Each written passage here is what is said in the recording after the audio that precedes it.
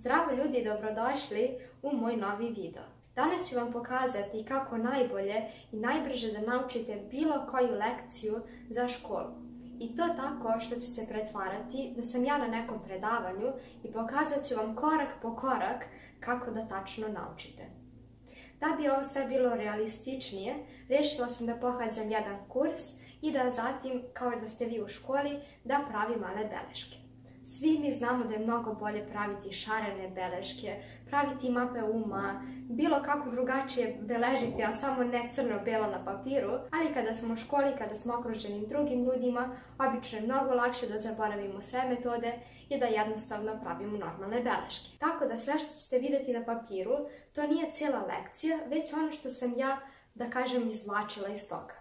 Sad ću vam jedno pročitati, a poslije ćete vidjeti šta ćemo dalje raditi sa tim. Čisto da biste znali o čemu se radi i šta učimo. Učimo nešto vezano za reklame. Prednost je što ova osoba što je pričala, toliko loše pričala, toliko brzo, toliko konfuzno, da se možemo jednostavno razumeti da je to verovatno kao i kod vas u školi. Tako da, sad ću vam čitati neke apsolutno nevezane stvari koje su tako jedna za drugom išle u tom videu. Prvo su bile da Dollar Shave Club, ja sam čak i stavila neku zagrlicu da bude lakše, je ponudio realna rešenja, besplatne uzorke, Coca-Cola je se reklamirala svuda redom i tako je napravila jednu kampanju kao podeli Coca-Cola po društvenim mrežama. A Dollar Shave Club je smislio kao jedan brijač koji, vidite, ja sam zapisala samo malo, ali se sećam priče, isto tako i vi. Ne morate baš sve da zapišete, nečega ćete da se setite. Dollar Shave Club je smislio da ljudi mnogo bacaju para na brijače. I onda je rešio da mesečno za samo $1 svakog meseca muškarcima šalje novi brijač. I zato se da zove dolar, a ne znam, $10 Shave Club. Tako da je to naša prva stvar. Sljedeći primjer je Amex, odnosno American Express. Pošto ja radim u hotelu, ja stalno viđam razne kartice pa znam šta je to. Oni su napravili da za neke bitne događaje koje vide na Facebooku od te osobe, da šalju kao čestitke. Ja sam mi ovdje napisala samo congrats. Sljedeće da je Starbucks preko Messengera napravio ili preko ne znam čega, to je sad apsolutno nejasno, napravio je kao neku aplikaciju gdje vi vaše omiljeno piće možete unaprijed da poručite i da zatim ne čekate u redu. Adidas je recimo napravio kao neku kolekciju gdje je sve bilo i sada vi ukrasite preko Snapchata i na kraju pošaljete to nazad i kao ako im se to svidi onda dobijete nešto besplatno ili šta znam. Znači napravili su tu neku kampanju, a sada slijedi drugo poglavlje i to su neki ključni faktori.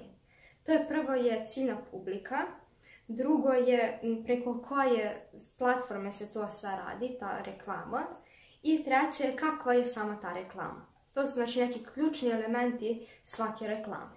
Sad opet neka nevezana stvar koja se tu našla kao i na svakoj stranici knjige gdje se prvo priča o jednoj stvari, a zatim se priča o nekoj 50. To se i ovdje desilo i odjednom se prebacujemo na Facebook koji je samo na neki način povezan sa ovom našom stvari, ali šta već. I tu se kaže da sadržaj koji prijatelji objave da se više predlaže nama nego od nekih kompanija. Tako da kompanije imaju mali problem u tome.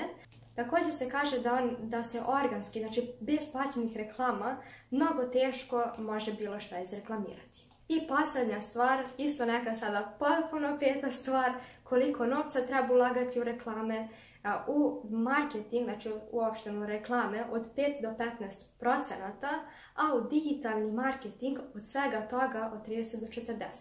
Mi još uvijek nismo učili kako da brojeve konvertujemo u neke slike, to ćemo raditi u nekom od sljedećih videa, tako da ćemo sada samo staviti da se treba ulagati u marketing i u digitalni marketing. Vrijeme je da počnemo da pamtimo sve ove naše informacije i ovdje je haos. Kad ih samo ovako pamtimo, ako koristimo naše prethodne tehnike za kratkotrajnu memoriju, imamo pravo na samo 20 pojmova. Tako da ćemo prijeći na prvu tehniku koja koristi potpuno iste principe. Imamo naše kuke, naše osnovne pojmove na koje lepimo druge pojmove, ali ovo već znamo, ne moramo da stvaramo i možemo da koristimo za trajnu memoriju. A to je rimska soba ili memorijska palata. Primjer za to je recimo naša soba. Uzmemo našu sobu I onda već znamo gdje šta jer non stop tu živimo i onda nešto zalijepimo za sto, nešto za stolicu, nešto za krevet. Uzmemo tako ulice, uzmemo škole, uzmemo muzeje, svuda gdje smo bili, kafiće, nebitno. I samo po tim stvarima, po predmetima u tim zgradama, lepimo razne pojmove. Sad ću vam naravno pokazati na delu da ne morate da budete zbunjeni.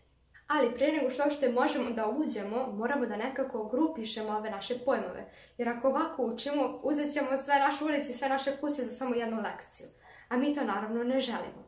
Tako da ćemo koristiti prvo mapu uma, imam puno videa o tome, možete pogledati, a sad ću vam kratko reći. Znači samo sam grupisala, čak nisam ni koristila bojama jer sam želela da ovo brže teče, možete naravno što više boja to bolje za mozak, ali ja sam neke pojmove grupisala, sad ću vam čisto pokazati kako to izgleda u mom slučaju, mislim izgleda kao totalni užas, ali to je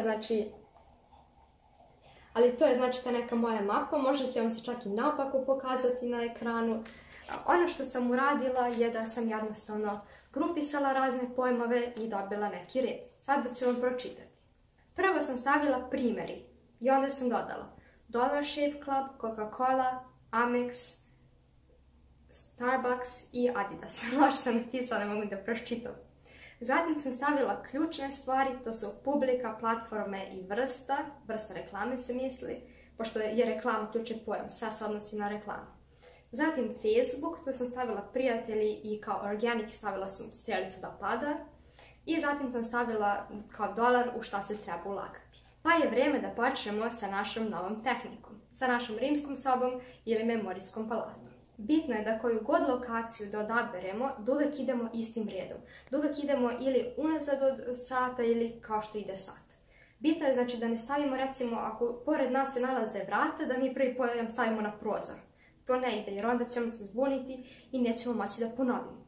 Nego radimo kao kad uđemo u sobu, kao kad idemo kroz ulicu, radimo da to jednostavno bude logično i da se možemo i sledeći podsjetiti. Ja ću za ovo, neću uzeti ni moju sobu, ni moju ulicu, ni železničku stanicu, ni ništa od toga, jer mene podsjeća reklame, me podsjećaju na biro na poslu u kojem radim. Tako da ću jednostavno uzeti njega. A mislim da će vam to biti lako jer su nam pojmovi vrata, štampač, kompjuter i stolica.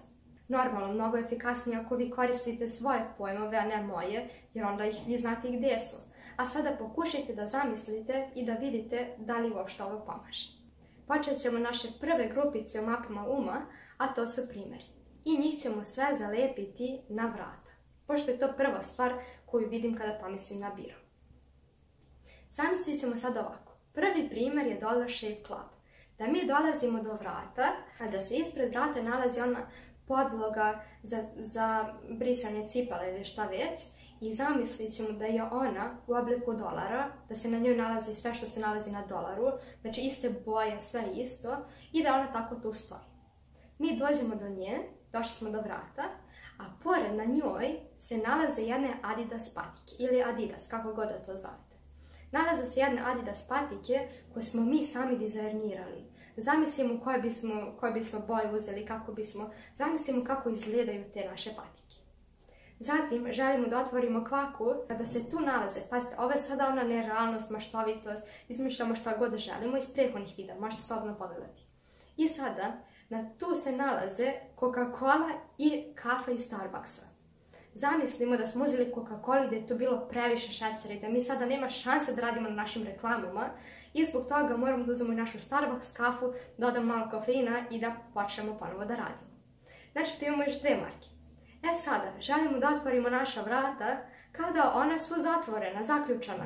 Uzmemo našu Amex karticu i njome nekako otključavamo ta vrata ili da li ima ono da pišti ili kako god i mi ulazimo u naš biro. Sljedeće su ključne stvari. Dolazimo do štampača, pošto je on kada dođemo odmah desno, kod vas možda nije štampač, smislite nešto drugo, mislim kasnije sada prate kao što sam ja. I sada dolazimo do štampača i šta su ključne stvari. Zamislimo da kliknemo na start, da želimo da nešto odštampamo i umjesto papira nama izlaze neki ljudi štampači, neki minijaturni ljudi i svako od njih, prvo znači ti ljudi to su publika, recimo neko njih nam tapše kao publika. A svako drugi, znači svako ko nam ne tapše, on ima ili telefon, ili laptop, ili kompjuter, ili kameru, ili nešto digitalno tako. To nas podsjeća na društvene mreže. obavezno stavite jednu kameru ili neko da pravi selfie sa nama, da se onako krenu i da pravi selfie i tako. Mi smo već tu nekako čekamo da ti ljudi odu, oni kao nekako nestanu nekom magijom i sada mi kliknemo opet na start i sada izlazi jedno srce od papira. Ne izlazi papir nego srce, to je kao oblik. I to srce, oblik, odnosno vrsta, nešto različito, to nam predstavlja kao da je ključ isto kakva je reklama, koja vrsta reklame je u pitanju. Sljedeća stvar je kompjuter. Zamislite ću da odem na Facebook i da odjednom sam se sprijateljila kao sa nekom koja priča nešto vezano za ishranu, za zdravi život, za vežbanje i da mi ona šalje neko voće i neke takve slike. Tu imam dva pojma. Prvo su prijatelji, a drugo je onaj organski saobraćaj, da je nemoguće, da je sve teže da se tako nešto dobije nego da moraju da se plate reklame. A prijatelji, već sam vam ispričala u početku videa, kao da kada prijatelji nešto objave, to se lakše pokaže nego kada neka firma nešto objavi. I tako smo završili naš kompjuter i ostala je samo stolica i tu ćemo kao gdje treba ulagati novac. Zamislit ćemo da je stolica skroz zelena, ono u dolar zelenoj boji. Ali da onaj naslon sa zadnje strane je Gucci, znači imamo neku Gucci stolicu, to Gucci predstavlja inače kao marka, kao marketing, a sa prednje strane je neki veliki ekran. I na toj stolici možemo isto da gledamo neki TV ili nešto bilo šta i onda je to kao digitalni marketing. I tako smo završili naš posljednji pojam i zapamtili smo sve reči. Kao što vidite da ja gledam sve vrijeme u kameru, da sam ja to već zapamtila, to vam već pokazuje da ova tehnika funkcioniše. Krenimo sada da ponovimo sve pojmove od početka. Prva su vrata. Dollar Shave Club, Adidas, Coca-Cola, Starbucks, Amex. Odlazimo do štampača. Publika, društvene mreže, vrsta. Prelazimo na kompjuter. Prijatelji, organski. Prelazimo na stolicu, marketing, Gucci i digitalni marketing. Ovim smo zapamtili sve što je potrebno za jednu lekciju. Mi se sećamo sada da dodajemo neke informacije. Za brojeve ćemo u nekom od sljedećih videa. Ali mi sami znamo od 5 do 15 i od 30 do 40. Nama je teško kad nas neko pita, recimo vas profesor, da nabrojite sve primjere. A posle za svakog primjera ste zapamtili po nešto o njemu. Tako da to nije nikakav problem. I ovo je znači jedna super efikasna, brza tehnika da naučite bilo koju lekciju i da mnogo poboljšate svoje ocjene. Kao je prošle godine video učenje snimam na kraju školske godine, da biste mogli sve to lepo da usvojite, da se spremite i da sljedeće godine potpuno izdominirate. Pa se vidimo u sljedećem videu.